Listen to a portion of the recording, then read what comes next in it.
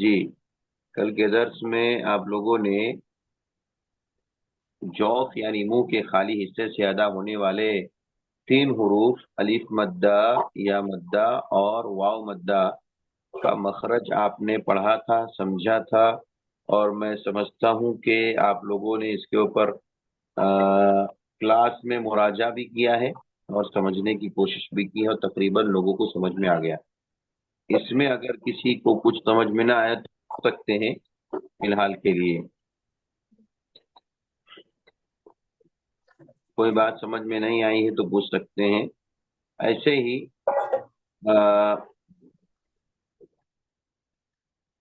الف مدہ کے بارے میں نے بتایا تھا کہ جوف حلق، یعنی جوف کے معنی ہوتا ہے منہ کے خالی حصے کو جوف کہا جاتا ہے۔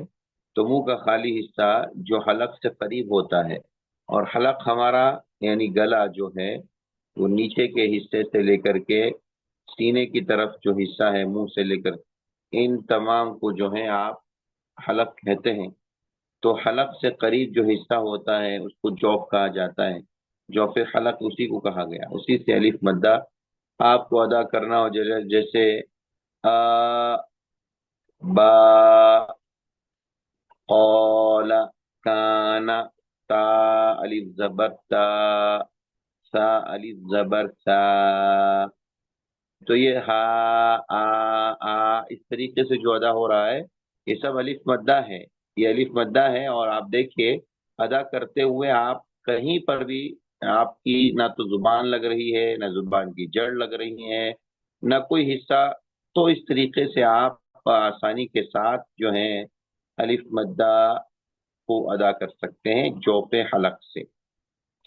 ایسے ہی یا مدہ میں بتایا گیا تھا کہ جوف دہن، یعنی جوف کا وہ حصہ جو وسط زبان کے قریب ہے۔ وسط زبان یعنی زبان کے بیچوں بیچ جو یا کا مخرج ہے، جیم شین یا کا مخرج زبان کا بیچ اور اس کے بالمقابل اوپر کا تالو ہے، تو اس کو زبان کا بیچ کہا جاتا ہے نا۔ تو زبان کے بیچ والے حصے کے جو قریب سے ادا ہوتا ہے خالی جگہوں سے، اس کو جوف دہن کہتے ہیں۔ زبان کے بیچ والے حصے کے قریب سے جو خالی جگہ ہے وہاں سے اگر ادا ہو رہا ہے تو اس کو یا مدہ کہا جاتا ہے۔ جیسے یا حمزہ یا زیر ای بی ٹی دینی دی دینی دینی، تو دالیا زیر دی دی۔ دیکھیے ایسے ہی آپ حمزہ یا زیر ای بی تا یا زیر تی،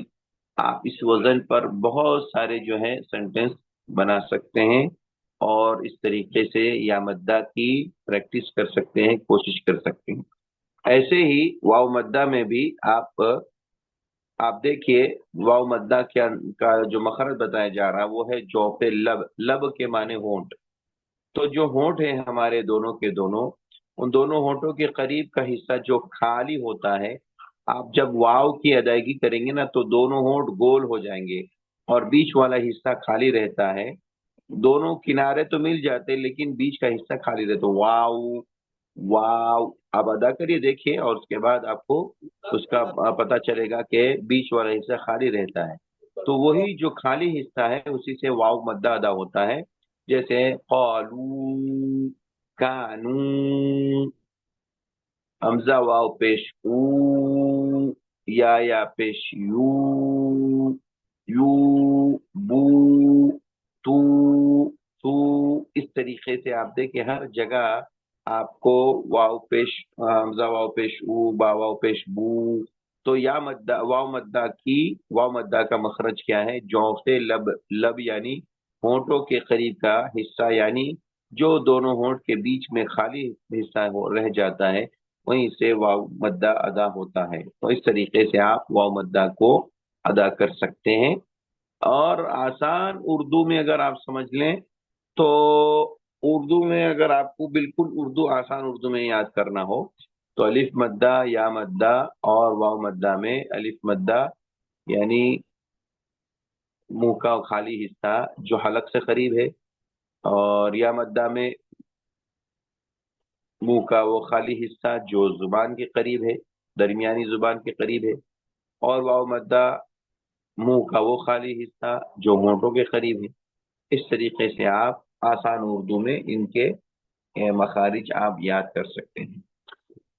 جی نیکسٹ.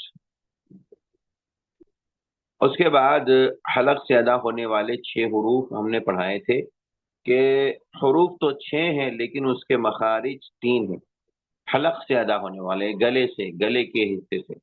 تو گلے میں 3 حصے ہیں، ایک ابتدائی حصہ ہے، ایک درمیانی حصہ ہے اور ایک آخری حصہ ہے. تو حلق کے ابتدائی حصے سے ادا ہونے والے 2 حروف ہیں، حمزہ ہا ہے. ابتدائی حصہ سے مراد یعنی کیا ہے؟ بالکل سینے کی طرف والا حصہ، جو ہم اب ہمارا جو سینہ ہے، جو حصولی کی ہڈی ہے، حصولی کی ہڈی سے بالکل قریب جو گلا ہم دکھ رہے ہیں، جہاں پر یوں سمجھے کہ جانور کو ہم ذبح کرتے ہیں، تو اس کی جو جہاں ہمارا کھڈا گلے میں ہوتا ہے حلق کے حصے میں، حصولی کی ہڈی کی طرف والا جو حصہ ہے سینے کی طرف والا، وہاں سے اس کو ابتدائی حصہ گلے کا کہا گیا حلق کا، اور وہیں سے حمزہ ہا ادا ہوتا ہے. آپ اپنا ہاتھ رکھیے اور پتہ کریے، دیکھیے کہ وہاں سے حمزہ نکلتا ہے، ہا ادا ہوتا ہے یا نہیں. ہا حمزہ ہا، حمزہ ہا، ہا حمزہ ہا، ہا ہا حمزہ ہا، آ آ آ، ہوا ہوا اللہ، ہو ہوا ہوا. آپ دیکھیے، آپ جیسے ادا کرتے ہوئے وہاں پر اس کو محسوس کریں گے کہ یہاں پر حمزہ ہا ابتدائی یعنی کہ حلق کے سینے کی طرف والے حصے سے ادا ہو رہے ہیں. اسی طریقے سے عین ہا ہے، تو عین ہا حلق کے درمیانی حصے یعنی بیچ والے حصے سے ادا ہوتے ہیں. یہ دونوں حروف عین ہا حلق کے بیچوں بیچ سے ادا ہوتے ہیں. عین ہا، عین عین ہا ہا. جیسے علیم علیم علیم، عالمین رب العالمین عالمین عالمین عالمین، علیم الرحمن الرحمن الرحمن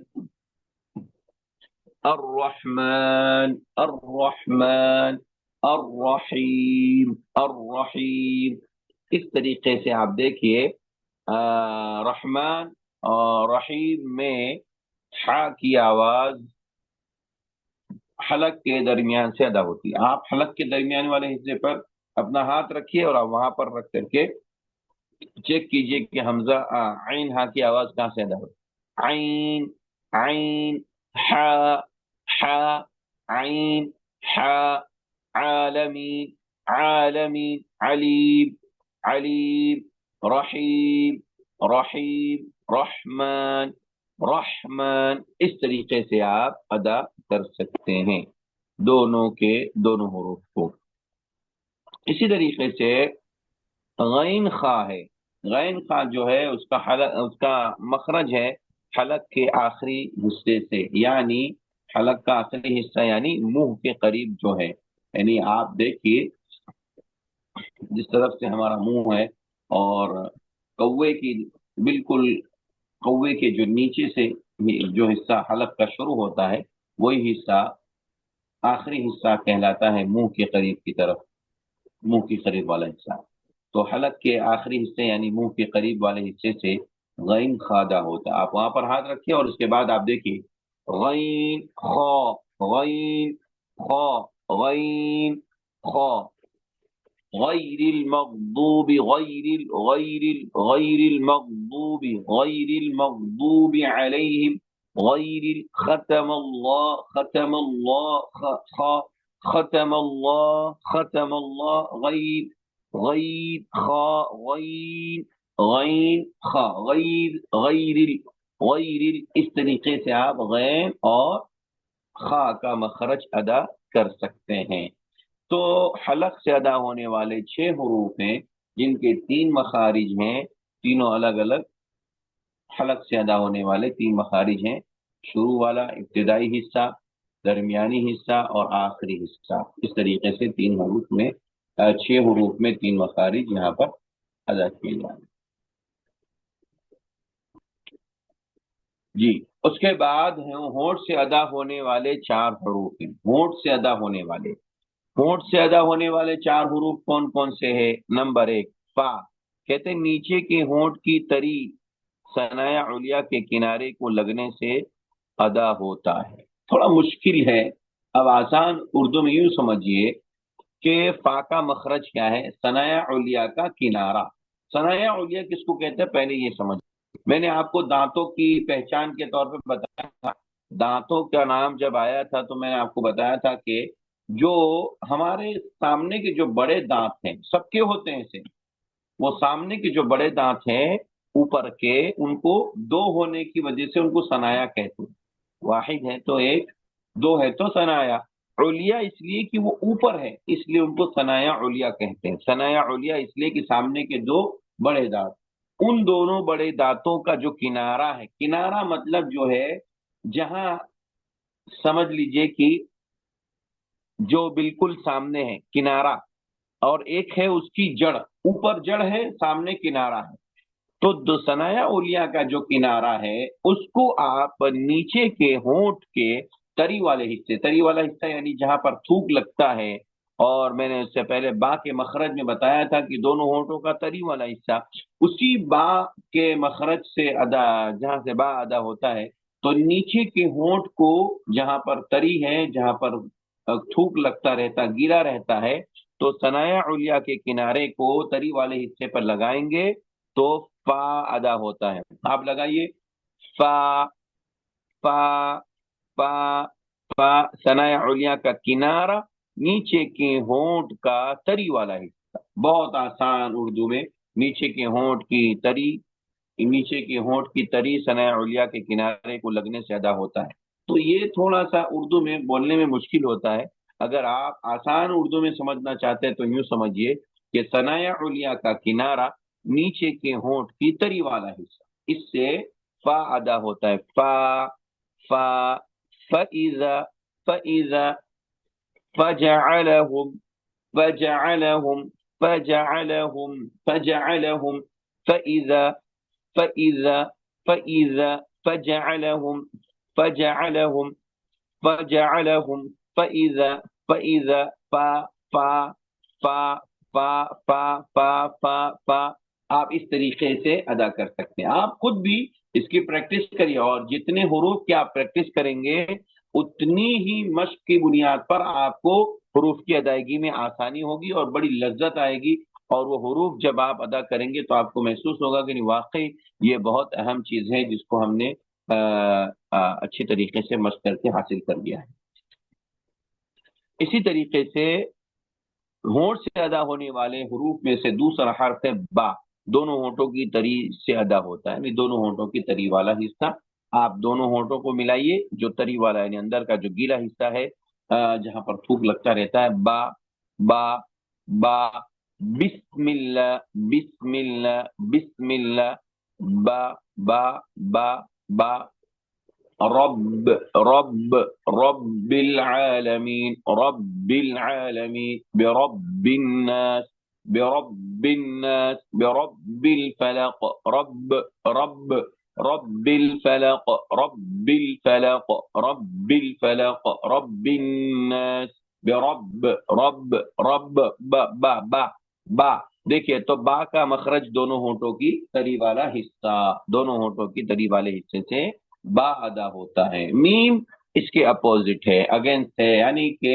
دونوں ہونٹوں کا جو خشکی کا حصہ جہاں پر تھوک نہیں لگتا، اوپر جو سے اوپر کا حصہ ہے بالکل ہونٹوں کا، اس سے میم ادا ہوتا ہے، میم، میم، میم، محمد، محمد الرسول اللہ، محمد الرسول اللہ، میم، میم، میم، میم، میم، میم، میم، دونوں ہونٹوں کی خشکی والے حصے سے میم ادا ہوتا ہے، میم، میم، میم، میم، میم، جی۔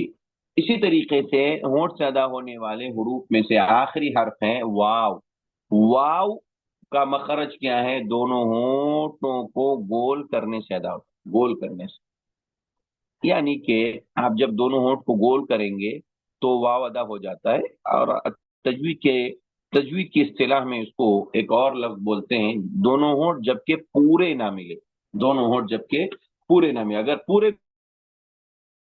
واو ادا نہیں ہوگا ان کی شکل اختیار کر لے گا، اس لیے تجوید کی اصطلاح میں ایک لفظ بولا جاتا ہے دونوں ہونٹ جبکہ پورے نہ ملے، اسی کو یہاں پر کہا گیا دونوں ہونٹ کو گول کر کے ادا کرنا، گول کرنے سے ادا ہوتا ہے، دونوں ہونٹوں کو گول کرنے سے واو ادا ہوتا ہے۔ دیکھیے آپ ادا کیجئے واو واو، بیچ کا حصہ نہیں ملتا کبھی بھی، دونوں کنارے تو ضرور مل جاتے ہیں لیکن بیچ کا حصہ خالی رہتا ہے، واو واو واو واو واو، وَإِذَا وَإِذَا وَجَعَلَهُ وَجَعَلَ وَجَعَلَ وَخَلَقَنَا وَخَلَقَنَا،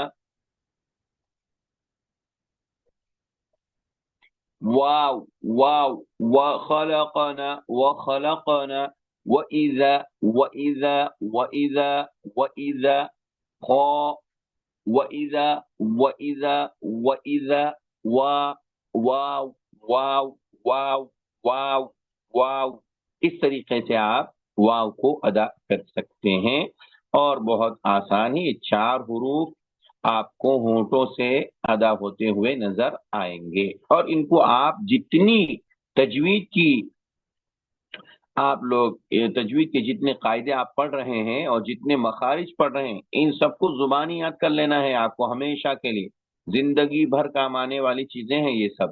آپ قرآن ہمیشہ پڑھتے ہیں، ہمیشہ قرآن پڑھتے ہیں، قرآن پڑھنا چاہیے، تو قرآن کو صحیح طریقے سے تجوید کے ساتھ پڑھنا ضروری ہے، لہذا آپ ان حروف کی ادائیگی میں جتنا ہو سکے پریکٹس کیجئے، کوشش کیجئے، اور ان مخارج کو زبانی یاد کر لیجئے تاکہ بار بار آپ کو نوٹ بک یا PDF کھولنے کی ضرورت نہ پڑے، زبانی یاد ہو جائے گا تو خود بخود آپ اس کی پریکٹس کریں گے اور وہ آپ کے انشاءاللہ حروف بن جائیں گے۔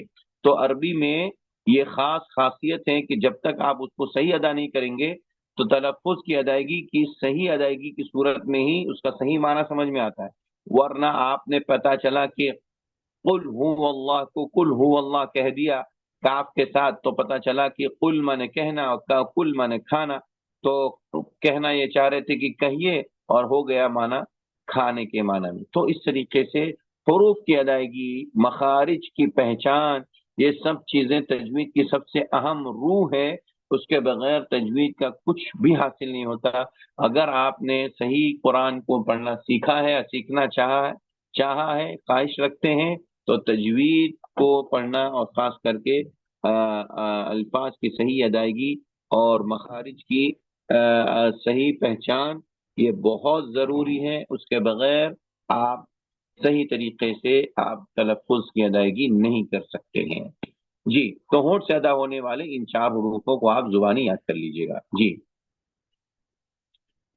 اس کے بعد زبان سے ادا ہونے والے 18 حروف، میں سمجھتا ہوں شاید یہ زیادہ ہو جائے گا، اور شیخ کی بھی رائے تھی کہ ایک ایک چیپٹر پڑھائیں اور ان کو مشق کرائیں، تو آپ لوگ جو ہیں اب تک جو پڑھے ہیں ان کی آپ مشق کیجئے، پریکٹس کیجئے آپس میں موجود ہوں، اگر کوئی چیز سمجھ میں نہ آئے تو آپ مجھ سے پوچھ سکتے ہیں، ٹھیک ہے؟ وصلی اللہ علی نبینا محمد وعلی آلہ وصحبہ وسلم، والسلام علیکم ورحمۃ اللہ وبرکاتہ۔